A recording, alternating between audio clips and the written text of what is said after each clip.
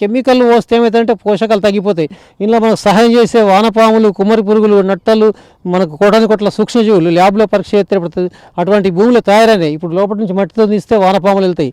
అంటే organic, chemical లేకుండా 100% ఆర్గానిక్తో ఈ నాటు రకాల వంగడాలు పండిస్తే ఆ పండిన పంట మనం తింటే ఆరోగ్యంగా ఉంటాం, మన శరీరానికి సరిపోయే పోషకాలు అంతాయి.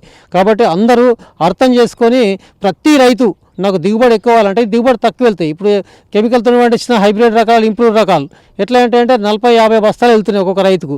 కానీ ఏం లాభం, నీకు పోషకాలు అందక నీకు ఆరోగ్యం ఉండగల హాస్పిటల్ పోయి చూపించుకోవడం జరుగుతుంది. మనం సంపాదించిన పైసంతా 70% హాస్పిటల్కి పెడుతుంది. కాబట్టి హాస్పిటల్ పాలు కావద్దు.